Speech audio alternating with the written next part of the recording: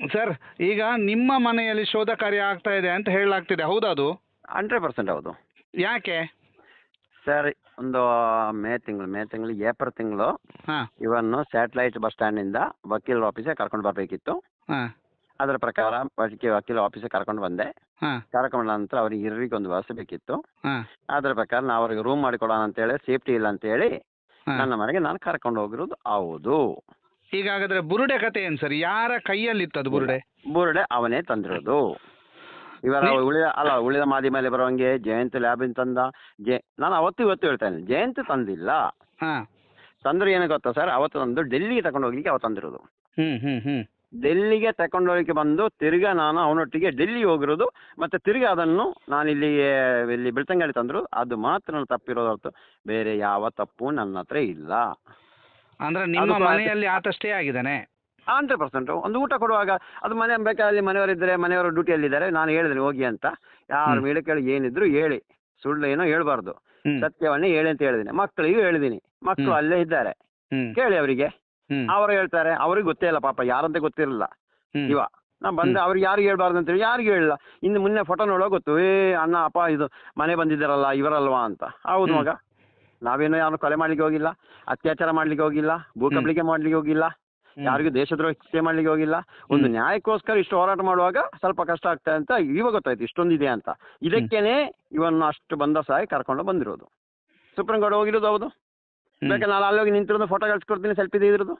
ಆದ್ರೆ ಅವನದು ತೆಗೆದಿಲ್ಲ. ಯಾಕೆ ಗೊತ್ತಾ, ಅವನದು ಫೋಟೋ ಇದೆ ಅಷ್ಟೇ, ನಂದು ಫೋಟೋ ಇದೆ ಅಂತ ಹೇಳಿ ಅದಕ್ಕೆ ಯಾರ್ದಿಲ್ಲ. ನಂದು ಮಾತ್ರ ನಾನು ಹೋಗ್ಬೇಕಾ, ಒಟ್ಟಿಗೆ ಹೋದೆ ಬಂದೆ, ಹೌದು. ಅದಕ್ಕೆ ಎರಡು ಮಾತೇ ಇಲ್ಲ. ನೀವು ಈ ಹಿಂದೆ ಸುಜಾತ ಭಟ್ ಜೊತೆಗೆ ಮಾತ್ರ ಹೋಗಿದ್ದೆ ಅಂತ ಹೇಳಿದ್ರಿ ಸರ್. ಇವಾಗ ಎಲ್ಲವನ್ನೂ ಅವಾಗ ಮೀಡಿಯಲ್ಲಿ ಬರ್ಲಿಕ್ಕೆ ಹೇಳಿಕೆ ಅಲ್ವಲ್ಲ, ಹೇಳಿಕೆ ಸರ್. ಎಲ್ಲವನ್ನೂ ಪಬ್ಲಿಸಿಟಿ ಮಾಡ್ಕೊಂಡು ಇರಲಿಕ್ಕೆ ಆಗ್ತಾ ಇಲ್ವಲ್ಲ ಸರ್. ಹೌದು. ಇವತ್ತು ನಾನು ಹೇಳ್ತಾ ಇಲ್ವಲ್ಲ, ನಾನು ಸುಜಾತ ಮಾತ್ರ ಅಂತ ಹೇಳಿ ಅವತ್ತು ಹೇಳಿದೆ ಅಷ್ಟೇ. ಅದನ್ನ ಎಲ್ಲವನ್ನೂ ತೆಗೆದು ಪಬ್ಲಿಕ್ ಮಾಡ್ಲಿಕ್ಕೆ ಆಗತ್ತಾ? ಇವಾಗ ಸ್ಟಾರ್ಟಿಂಗ್ ಇಂದ ಕೇಸಿಗೆ ಬಂತು, ಅವಾಗ ಎಲ್ಲವನ್ನೂ ಪಬ್ಲಿಕ್ ಮಾಡಿದ್ರೆ ಇವನ್ನು ಸಾಯಿಸ್ತಾ ಇರಲ್ವಾ? ಇವ ಏನಕ್ಕೋಸ್ಕರ ಇಷ್ಟು ಸೇಫ್ಟಿ ಕೇಳಿರೋದು? ಅಷ್ಟೇ ಭಯ ಇದೆ, ಅಷ್ಟೇ ಪ್ರಭಾವಿ ವ್ಯಕ್ತಿಯೆಲ್ಲ ಭಯ ಇದೆ, ಹೌದಲ್ವ ಸರ್? ಅದಕ್ಕೆ ನಾನೇ ಮುಸ್ಕಾಕೊಂಡು ಓಡಾಡ್ತಾ ಇರೋದು. ನಾನು ಅಷ್ಟೇ ಕೇಳ್ತಾರೆ ಸರ್. ನಮ್ಮಿಂದ ಆಗಿ ತಪ್ಪು ಇಷ್ಟೇ, ಬೆಂಗಳೂರಿಂದ ಡೆಲ್ಲಿಯಿಂದ ಮಂಗಳೂರು ಓಕೆ ಇಷ್ಟು ಕೆಲಸ ಮಾಡಿದ್ದೀನಿ. ಅದು ನಾನು ಅಲ್ಲ ಅಂತ ಎಲ್ಲೂ ಹೇಳಲ್ಲ, ಹೌದಂತ ಹೇಳ್ತೀನಿ. ಅಂದರೆ ಸತ್ಯಕ್ಕೋಸ್ಕರ ಹೋರಾಟ ಮಾಡುವಾಗ ಸತ್ಯವನ್ನೇ ಹೇಳ್ತಾ ಇದ್ದೀನಿ. ಜಯಂತ್ ಟಿ ಅವರು ಬೆಂಗಳೂರಲ್ಲಿ ಏನು ಮಾಡ್ತಾ ಇದ್ದಾರೆ? ಅಂದರೆ ಅಲ್ಲಿ ನಿಮ್ಮ ಮನೆ ಇದೆ, ನೀವು ಅಲ್ಲಿ ಏನು ಮಾಡ್ತಾ ಇದ್ದೀರಿ ಸರ್? ಬೆಂಗಳೂರಲ್ಲಿ ಏನು ಮಾಡ್ತಾ ಇದ್ರಿ ತಾವು? ಸರ್, ನಾನು ಮೊದಲು ಇಲ್ಲಿಂದ ಹೋಗುವಾಗ ವೆಲ್ಡಿಂಗ್ ಹೆಲ್ಪರ್ ಆಗಿ ಹೋದೆ. ಹಾಂ. ಅಲ್ಯೂಮಿನಿಯಂ ಕೆಲಸ ಮಾಡ್ತಾ ಇದ್ದೆ. ಮತ್ತು ಸಣ್ಣೊಂದು ಶಾಪ್ ಇದೆ, ಅದ್ರ ಮುಖ ಬದುಕ್ತಾ ಇದ್ದೀನಿ ಸರ್. PMGP ಅಂತ ಸಾಲ ತೆಗೆದು ಒಂದು 2 ಮಿಷಿನ್ ಹಾಕಿದ್ದೀನಿ. ಅದರ ಪ್ರಕಾರ ನಾವು ಹೋಗ್ತಾ ಇದ್ದೀನಿ ಸರ್. ಓಕೆ. ಈಗ ನಿಮ್ಮ ಮನೆಯಲ್ಲಿ ಮಹಾಜರಾಗೋದು ನಿಮಗೆ ಗೊತ್ತುಂಟಾ? ಇಲ್ಲ, ಗೊತ್ತಿಲ್ಲ. ಗಾಡಿ ಹೋಗ್ತಾ ಇದೆ ಅಂತಲೇ ಹೇಳಿದ್ರು, ಆದರೆ ಗೊತ್ತಿಲ್ಲ.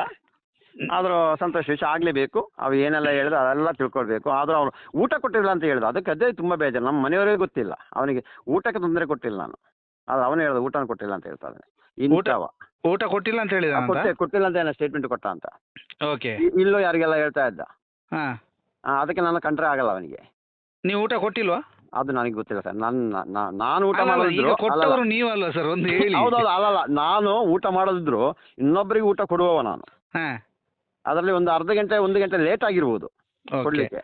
ಅದು ಹೊರತು ಕೊಡದೆ ಆ ಥರ ಇಲ್ಲ. ಅವನು ಎಲ್ಲ ನೋವಿತ್ತು, ಅಲ್ಲಿ ನೋವಿರುವ ನಾನೇ ಒಂದು 1500 ಕೊಟ್ಟು ಅವನಿಗೆ ಕಳಿಸಿಬಿಟ್ಟು ಅಲ್ಲಿ ನೋವಿಗೆ ಮೆಡಿಸಿನ್ ಕೊಡಿಸೋ ನಾನೇ. ಇನ್ನೇನು ಸಹ ಆದರೂ ಲಾಸ್ಟಿಗೆ ಊಟ ಕೊಟ್ಟಿಲ್ಲ ಅಂತ ಹೇಳ್ತಾ ಇದ್ದಾನೆ. ಮತ್ತೆ ಹೊರ ಎಂತ ಹೇಳಿದ್ರೆ ಮನೆಗೆ ಈ ಥರ ಬರ್ತಾ ಇರ್ತಾರೆ, ಯಾರೋ ಈ ಹೋರಾಟದಲ್ಲಿರುವಾಗ ಈ ಥರ ಇದ್ರೆ ಹೆಲ್ಪ್ ಮಾಡ್ತೀವಿ. ಸುಜಾತ ಮೇಡಮ್ ಬಂದಿಲ್ಲ ಮನೆಗೆ. ಮತ್ತೆ ಅವತ್ತು ಕೊಕ್ಕಳದಲ್ಲಿ ಮನೆ ರಮೇಶ್ ಅವರು ಬಂದಿದ್ರು, ಅವ್ರನ್ನ ಕರ್ಕೊಂಡು ಹೋಗಿದ್ದೆ ನಾನು. ಮನೆಗೆ ಇದ್ರು. ಇದಕ್ಕೆ ಮುಂಚೆ ಸೌಜನ್ಯ ಅಮ್ಮ ಬಂದಿದ್ರು, ಎಲ್ಲ ದೇವಸ್ಥಾನಕ್ಕೆ ಹೋಗುವಾಗ. ಅವರ ಮಾವ ಬಂದಿದ್ರು. ಈ ರೀತಿಯಲ್ಲಿ ಬಂದು ಹೋಗ್ತಾ ಇರೋದು. ಅದಕ್ಕೆ ಅದರಲ್ಲಿ ಎರಡು ಮಾತಿಲ್ಲ ಸರ್. ಇದಕ್ಕೋಸ್ಕರ ಇವು ಯಾವುದೋ ಮಾಧ್ಯಮದಲ್ಲಿ ಹೇಳ್ತಾ ಇದ್ದಾರೆ 6 ತಿಂಗಳಿಂದ ಇದೇ ಕೆಲ. ಬಿಲ್ಕುಲ್ ಮನೆಯವರಿಗೆ ಕೇಳಿ, ಎಷ್ಟು ದಿನ ಇದ್ದ, ಎಷ್ಟು ದಿನ ಊಟ ಹಾಕಿದ, ಯಾವ ಹೋಗಿರೋ ಅದು ಮನೆಯವರಿಗೆ ಕೇಳಿ. ನನಗೂ ಕೇಳುವಂಗೆ ಅಲ್ಲಿ ನನ್ನ ಮಗಳಿದ್ದಾಳೆ, ಇನ್ನು ಮಗ ಇದ್ದ, ಅವರಿಗೆ ಕೇಳ್ಬೋದು. ನೀವು ಸುಪ್ರೀಂ ಕೋರ್ಟಿಗೆ ಹೋಗುವ ಮೊದಲೇ ಬುರುಡೆ ನೋಡಿದ್ದೀರಿ? ಹೌದು. ಅಲ್ಲ, ಹೋಗುವಾಗ ಮೊದಲೇಂದ್ರೆ ಸುಪ್ರೀಂ ಕೋರ್ಟ್ ಹೋಗೋ ಆ ಟೈಮಲ್ಲಿ ಸರ್ ಏನೆಲ್ಲ ತಂದಿದ್ರು ಬುರುಡೆ ಜೊತೆಗೆ? ಸರ್, ಬುರುಡೆ ಮತ್ತು ಮಣ್ಣು ಇತ್ತು ಸರ್ ಅದರೊಟ್ಟಿಗೆ. ಬುರುಡೆ ಮತ್ತು ಮಣ್ಣು ಮತ್ತೆ ಒಂದು ಪ್ಲಾಸ್ಟಿಕ್ ಏನೋ ಇತ್ತು ಅಂತ ಕಾಣಿಸ್ತಾ ಅದರಲ್ಲಿ. ಓಕೆ. ಅದು ನೋಡ್ರಿ ಯಾವ ಥರ ನೋಡಿದ್ರೆ ಅಂತ ಅವನಿಗೆ ಹೇಳ್ದ, ವಕೀಲರಿಗೆ ಅರ್ಜೆಂಟ್ ಮೇಲ್ ಮಾಡಬೇಕು, ಫೋಟೋ ತೆಗೆದು ಕಳಿಸಿ ಅಂತ ಹೇಳಿದ್ರು. ಓಕೆ. ಆ ಥರ ನೋಡ್ರಿ, ಇಲ್ಲದರ ಬಿಚ್ಚೇ ಇಲ್ಲ, ನಾನು ನೋಡೇ ಇಲ್ಲ. ಫೋಟೋ ತೆಗ್ದದ್ದು ನೀವೇ? ಹೌದು, ಫೋಟೋ ಅವನ ಮೊಬೈಲಲ್ಲಿ ನಾನೇ ತೆಗೆದಿರೋದು. ನೀವೇ ತೆಗೆದು ಮೇಲ್ ಮಾಡಿದ್ದು? ಮೇಲ್ ಅಲ್ಲ, ಫೋಟೋ ಮೊಬೈಲೇ ತಗೊಂಡು ಅಲ್ಲಿ ಕೊಟ್ಟು ಮತ್ತೆ ಅಲ್ಲಿಂದ ಕಳಿಸಿರೋದು. ಓಕೆ ಸರ್, ಇದೀಗ ಇದನ್ನೆಲ್ಲ ನೋಡ್ತಾ ಇದ್ರೆ ಒಂದು ರೀತಿಯಲ್ಲಿ ಬುರುಡೆ ನಿಮ್ಮ ಸುತ್ತವೇ ಸುತ್ತುತ್ತಿದೆ ಅಂತ ಅನ್ಸೋದಿಲ್ವ ಈಗ? ಇಲ್ಲ, 100% ಇಲ್ಲ. ಯಾಕೆ? ನಾನು ನನ್ನ ಹೆಲ್ಪ್ ಮಾಡಿದ್ರು ಅಷ್ಟೇ ಅಲ್ವಾ ಸರ್? ನಾನೇನು ಮಾಡಿದ್ದೀನಿ ಸರ್? ಹೆಲ್ಪ್ ಮಾಡಿದ್ದೀರಿ? ಹೌದು, ಅದು ಒಪ್ಕೊಳ್ತಾ ಇದ್ದೀನಲ್ಲ ನಾನು. ಒಪ್ಕೋತಾ ಇದ್ದೀರಿ? 100% ಒಪ್ಕೊಳ್ತಾ ಇದ್ದೀನಿ. ನಾನು ಕೇಳ್ತಾ ಇಲ್ಲ ಇವಾಗ ಎಲ್ಲ ಪ್ಲಾನ್ ಆಗಿ ಷಡ್ಯಂತ್ರ ಅಂತ ಹೇಳ್ತಾ ಇದ್ದಾರೆ. ಷಡ್ಯಂತ್ರ ಆದ್ರೆ ನಾನು ಕೇಳ್ತಾ ಇರೋದು ಅದು 1 ವರ್ಷ ಹಿಂದೆ ಹೋಗಿದಾರಂತ, ಅದು ನಾನು ನೋಡಿಲ್ಲ. ಇವಾಗೆಲ್ಲ ಮಾಹಿತಿ ಹೊರಗೆ ಬರ್ತಾ ಇದೆ. ನನಗೆ ಸಿಕ್ಕಿರೋದು ಏಪ್ರಿಲ್ ತಿಂಗಳು ಈ ಕಡೆ ಮಾತ್ರ ವಕೀಲ ಇವತ್ತು ಗೊತ್ತು ಹಿಂದೆ ಹೋದ್ರು 1.5 ಗಂಟೆ ಈ ವಿಷಯವನ್ನು ಪ್ರಸಾರ ಅಂತೆ. Okay okay. ಆ 1.5 ವರ್ಷ ಒಂದು ವರ್ಷ ಹಿಂದೆ ಈ ಎಷ್ಟೋ ದೊಡ್ಡ ಸ್ವಾಮೀಜಿಯವ್ರ ಹತ್ರ 1.5 ಗಂಟೆ ಮಾತಾಡ್ಬೇಕಾದ್ರೆ ಸತ್ಯ ಇದ್ದಕ್ಕೆ ತಾನೇ ಅವರು ಮುಂದಕ್ಕೆ ಹೋಗಿ ಅಂತ ಹೇಳ್ತದ್ದು. ಓಕೆ, ಹೌದಲ್ಲ ಸರ್? ಷಡ್ಯಂತ್ರ ಆದ್ರೆ ಸ್ವಾಮೀಜಿರು ಹೇಳ್ತಾ ಇದ್ರ ಷಡ್ಯಂತ್ರ ಇದು ಆಗಲ್ಲ ಅಂತ ಹೇಳ್ತಾ ಇದ್ರಲ್ಲ, ಷಡ್ಯಂತ್ರ ಸ್ವಾಮೀಜಿ ಹತ್ರ ಹೋಗ್ಲಿಕ್ಕೆ ಆಗ್ತಾ ಇತ್ತಾ? ಎಲ್ಲ ಹೊರ ಬಂದಿದೆ, ಹೊರ ಬರ್ತಾ ಇದೆ. ಸ್ವಾಮೀಜಿ ಯಾರು ಸರ್? ಬರ್ಬೇಕು, ಅದು ಬರಲೇಬೇಕು. ಎಲ್ಲ ಮಾಧ್ಯಮರಿಗೆ ಸ್ವಾಮೀಜಿ ಹೆಸರೆತ್ತಲಿಕ್ಕೆ ಭಯ ಬೀಳ್ತಾ ಇದ್ದಾರೆ. ಎಲ್ಲರಿಗೂ ಗೊತ್ತು, ಪ್ರತಿಯೊಬ್ಬರಿಗೂ ಗೊತ್ತು ಸ್ವಾಮೀಜಿ ಹೆಸರೆತ್ತಲಿಕ್ಕೆ ಭಯ ಬೀಳ್ತಾ ಇದ್ದಾರೆ. ಆದರೆ ಯಾರು ಕರ್ಕೊಂಡು ಹೋಗೋದು ಅವರೇ ಹೇಳ್ತಾರೆ. ಜಯಂತ್ ಅವರು ಭಯ ಬೀಳ್ಲಿಕ್ಕಿಲ್ಲ, ಹೇಳಿ ಸರ್. 100ಕ್ಕೆ 100% ಭಯ ಬೀಳಲ್ಲ, ಹೆದರಲ್ಲ. ತಪ್ಪು ಮಾಡಿದ್ರೆ ಹೆದರ್ತಾ ಇದ್ದೆ ಸರ್. ತಪ್ಪು ಮಾಡಿದ್ರೆ ಇವಾಗ ನಾನು ಮೊಬೈಲ್ ಸ್ವಿಚ್ ಆಫ್ ಆಗಿ ಹೋಗ್ಬೋದಿತ್ತು. ಪ್ರತಿಯೊಬ್ಬರು ಫೋನ್ ಮಾಡ್ತಾರೆ, ಪ್ರತಿಯೊಬ್ಬರ ಫೋನ್ ಅಟೆಂಡ್ ಮಾಡ್ತಲೇ ಇದ್ದೀನಿ. ಇನ್ನೇನು ಬೇಕು ಸರ್ ಇವಾಗ? ಎಲ್ಲಿದ್ರಿ? ಇವಾಗ ನಾನು SIT ಆಫೀಸಿಗೆ ಹೋಗ್ತೀನಿ ಇವಾಗ. ಹೌದು, ಬೆಳ್ತಂಗಡಿ ಠಾಣೆ ಇದರಲ್ಲಿ ಒಂದು ಸ್ಟೇಟ್ಮೆಂಟ್ ಕೊಡಬೇಕು, ಅದಕ್ಕೆ ಹೋಗ್ತೀನಿ. ಅಲ್ಲಿಂದ ಅವರ ಕರೆದ್ರೆ ಅಲ್ಲೂ ಹೋಗ್ತೀನಿ. SIT ಅವರು ಯಾವುದೇ ತನಿಖೆಗೂ ನಾನು ಸಹಕಾರ ಕೊಡ್ತೀನಿ ಸರ್. ಓಕೆ. ನಾನು ಈ ಒಂದು ಅಲ್ಲ, ಇಲ್ಲಿ ಬೆಂಗಳೂರಿಂದ ಡೆಲ್ಲಿ ಹೋಗಿ, ಡೆಲ್ಲಿಯಿಂದ ಮಂಗಳೂರಿಗೆ ಬಂದು ಯಾವುದಕ್ಕೆ ಏನೇ ಶಿಕ್ಷೆ ಕೊಟ್ಟರು ತಗೊಳ್ತೀನಿ, ಬೇರೆ ಯಾವುದಕ್ಕೂ ಇಲ್ಲ. ಆ ಒಂದು ತಪ್ಪು ಮಾತ್ರ ನಾನು ಮಾಡ್ತೀನಿ. ಅವ್ರ ಜೊತೆ ಹೋಗಿದ್ದು? ಹೌದು, 100%. ಅವನಿಗೆ ಹೆಲ್ಪ್ ಮಾಡಿದ್ರು ದೊಡ್ಡ ತಪ್ಪಂತ ಗೊತ್ತಾಯ್ತು ಇವಾಗ. ಈಗ ನಿಮಗೆ ಎರಡೂ ಕಡೆಯೂ ತಪ್ಪು ಅಂತ ಗೊತ್ತಾಗ್ತಿದೆ. ಸುಜಾತ ಅವರಿಗೆ ಹೆಲ್ಪ್ ಮಾಡಿದ್ದು, ಇವರಿಗೆ ಹೆಲ್ಪ್ ಮಾಡಿದ್ದು 100%. ಸುಜಾತ ಅವರಿಗೆ ನಾನು ಸುಜಾತ ಅವರು ಇಷ್ಟ ಅಂತ ಎನಿಸಿಲ್ಲ. ಇದು ಮಾತ್ರ ಇದು ತಗೊಂಡು ಇವರಿಗೆ ಹೆಲ್ಪ್ ಮಾಡಿರೋದು ಅಂತಲ್ಲ, ಇದು ತಗೊಂಡು ಹೋಗಿರೋದು ತಪ್ಪು. ಅಂದರೆ ಇಷ್ಟೊಂದು ಅದು ಸುಪ್ರೀಂ ಕೋರ್ಟ್ಗೆ ಅಂತ ಹೇಳಿಕೆ ಮಾತ್ರ ತಗೊಂಡು ಹೋಗಿರೋದು, ಇಲ್ಲ ತಗೊಂಡು ಹೋಗ್ಲಿಕ್ಕಿಲ್ಲ. ಗೊತ್ತಾಯ್ತಲ್ಲ ಸರ್? ಸುಪ್ರೀಂ ಕೋರ್ಟಿಗೆ ಅಂತ ಓದಕ್ಕೆ ಮಾಡ್ರು. ನಾನು ಅಲ್ಲಿ ಹೋಗಿ ನಿಂತು ಫೋಟೋ ಕಳಿಸ್ಕೊಡ್ತೀನಿ. ಓಕೆ. ನಾವು ಟ್ರಾವೆಲ್ ಹಿಸ್ಟ್ರಿ ನೋಡ್ಬೋದು, ನಾನು ಎಲ್ಲಿ ಹೋದೆ, ಏನಕ್ಕೆ ಹೋಗಿದೆ ಅಂತ. ಓಕೆ, ಹೌದಲ್ಲ ಸರ್? ಅದು ಮಾಡ್ಬೋದು ಸರ್, ಏನಿದ್ರು ಅದಕ್ಕೇನು ತೊಂದರೆ ಇಲ್ಲ. ಯಾವುದೇ ಟೆನ್ಷನ್ ಇಲ್ಲ, ಯಾವುದೇ ಭಯ ಇಲ್ಲ. ಮತ್ತೆ ಏನಾದರೂ ಈ ಒಂದು ವಿಷಯದಲ್ಲಿ ಜೈಲಿಗೆ ಹೋದ್ರು ಸತ್ಯಪರವಾಗಿ ಹೋಗ್ತಾ ಇರೋದು. ಮಹಾತ್ಮ ಗಾಂಧಿ 16 ವರ್ಷ ಜೈಲಲ್ಲಿ ಇದ್ರು, ಹೌದಾ?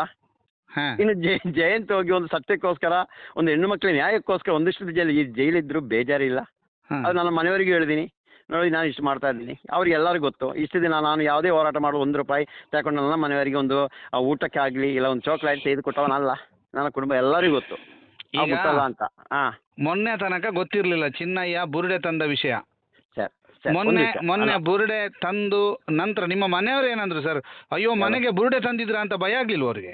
ಮನೆಯವರಿಗೆ ಗೊತ್ತಿಲ್ಲ ಸರ್, ಅದು ಗೊತ್ತಿಲ್ವಾ? ಮನೆ ಇನ್ನೂ ಗೊತ್ತಿಲ್ಲ ಅಂತ ಕಾಣಿಸ್ತದೆ. ಈಗ ನನ್ನ ಫೋನ್ ಕೇಳಿದ ನಂತರ ಗೊತ್ತಾಗ್ಬೋದು. ಇಲ್ಲ, ನಾನು ಮನೆಗೆ ತಗೊಂಡು ಬಂದಿಲ್ಲ, ಮನೆ ಅಲ್ಲ ಬೇರೊಂದು ಕಡೆ ಇದು ಇಟ್ಬಿಟ್ಟು ಫೋಟೋ ತೆಗೆದಿರೋದು. ನಮ್ಮ ಮನೆ ಒಳಗೆ ತಂದೇ ಇಲ್ಲ. ಅಂದ್ರೆ ನನಗೆ ನಾನು ಅದೊಂದು ತರ ಆಯ್ತು, ಭಯ ಆಯ್ತು. ಅದು ಮನೆಗೆಲ್ಲ ತರೋದು ಸರಿಯಲ್ಲ ಅಂತ. ಭಯ ಆಗೋ ರೀತಿಯಲ್ಲಿ ಇತ್ತಾ?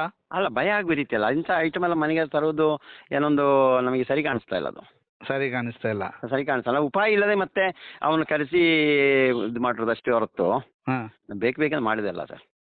ನಿಮಗೆ ಚಿನ್ನಯ್ಯ ಹೀಗೊಂದು ಉಲ್ಟಾ ಹೊಡಿತಾನೆ ಅಂತ ಗೊತ್ತಿರಲಿಲ್ಲ ಸರ್? ಅದು ಉಲ್ಟಾ ಅದು ಯಾವ ರೀತಿ ಏನಕ್ಕೆ ಅಂತ ಗೊತ್ತಿಲ್ಲ ಸರ್ ನನಗೆ. ಅಂದರೆ ಒಂದು ವಿಷಯ ಹೇಳ್ತೀನಿ ಸರ್, ಅವನ ಹತ್ರ ನಾನು ಜಾಸ್ತಿ ಇದರ ವಿಷಯದಲ್ಲಿ ಮಾತಾಡಲಿಕ್ಕೆ ಹೋಗ್ತಾ ಇರಲಿಲ್ಲ. ನಂದು ಏನು ಕೆಲಸ, ನಂದು SKDRP ಬಡ್ಡಿ ದಂಧೆ ವಿಷಯದಲ್ಲಿ ನಾನು ಫೈಟ್ ಮಾಡ್ತಾ ಇದ್ದೆ, ಅದು ನಂದು ಕೆಲಸ. ಆರ್ಟಿಯಲ್ಲಿ ರಿಪೋರ್ಟ್ ಇದೆ, ಅದು ಕೆಲಸ ಮಾಡ್ತಾ ಇದೆ. ಆದರೆ ಈ ರೀತಿಯಲ್ಲಿ ಆತಂದ್ರೆ ನನಗೆ ಗೊತ್ತಿರಲಿಲ್ಲ. ಈ ಒಂದು ವಿಷಯ ಇಂಥ ಒಂದು ಹಂತಕ್ಕೆ ಬರ್ತಂದ್ರೆ ಗೊತ್ತಿರಲಿಲ್ಲ. ತನಿಖೆ ಆಗತ್ತೆ, ಇದಾಗತ್ತೆ, ಯಾವುದು ಮೆಟೀರಿಯಲ್ ಸಿಗ್ಬೋದು, ಅದು ಕೇಸ್ ಆಗತ್ತೆ, ಓಕೆ ಸತ್ಯ ಹೊರಗೆ ಬರುತ್ತೆ ಅಂತ ಇತ್ತು. ಇನ್ನೂ ಸತ್ಯ ಹೊರಗೆ ಬಂದೇ ಬರುತ್ತೆ. ಓಕೆ, ಅದೇ ಇವರು ಏನೇ ಆಟ ಆಡಿದ್ರು ಸತ್ಯ ಹೊರಗೆ ಬರುತ್ತೆ ಸರ್. ಯಾವುದು ಏನೇ ಮಾಡಿದ್ರು ಇವಾಗ ಪ್ರಭಾವಿಗಳ ಒಂದು ಪವರ್ ಇದೆ, ದುಡ್ಡು ಪವರ್ ಇದೆ, ಎಲ್ಲ ಇರ್ಬೋದು. ನಮ್ಮ ಹತ್ರ ಅದು ಇಲ್ಲ. ಆದರೆ ಸತ್ಯ ಇದೆ, ಸತ್ಯ ಹೊರಗೆ ಬರುತ್ತೆ.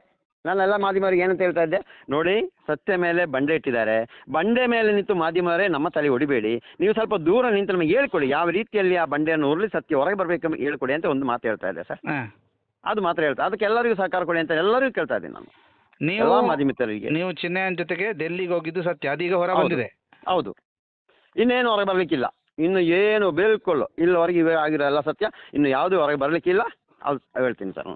ಈಗ ಇನ್ಯಾರಿದ್ದಾರೆ ನಿಮ್ಮ ಟೀಮ್ನಲ್ಲಿ?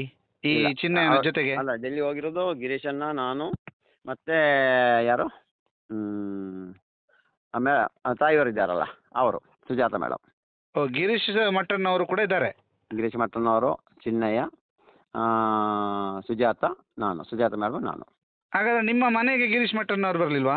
ಇಲ್ಲ, ಬರಲಿಲ್ಲ ಸರ್. ಸುಪ್ರೀಂ ಕೋರ್ಟ್ಗೆ ಬುರುಡೆ ತೆಗೆದುಕೊಂಡು ಹೋಗುವ ಮೊದಲು ನೀವು ಗಿರೀಶ್ ಮಠನ್ ಅವರು ಸುಜಾತ ಮೇಡಮ್ ನೋಡಿದ್ದೀರಿ? ಹೌದು, 100%. 100ಕ್ಕೆ 100. 100ಕ್ಕೆ 100, ಅದರಲ್ಲಿ ಏನು ಸುಳ್ಳಿಲ್ಲ ಸರ್. ನಾವು ಇಲ್ಲಿ ಕಳ್ಳತನ ಮಾಡ್ತಾ ಇಲ್ಲ, ನಾವು ಹೇಳಿದ್ವಲ್ಲ, ಯಾರೊಬ್ಬರ ತೇಜೋವಧೆ ಮಾಡ್ತಾ ಇಲ್ಲ, ದೇವಸ್ಥಾನದ ಷಡ್ಯಂತ್ರ ಮಾಡ್ತಾ ಇಲ್ಲ. ಆದ್ರೆ ಅಲ್ಲಿ ಸತ್ರು ಸತ್ಯ, ಕೊಲೆ ಆಗಿರೋ ಸತ್ಯ, ಅತ್ಯಾಚಾರ ಆಗಿರೋ ಸತ್ಯ, ಅದು ಸತ್ಯ ಹೊರಗೆ ಬರಬೇಕು. ಅದು ಬರುತ್ತೆ sir. Okay okay okay sir.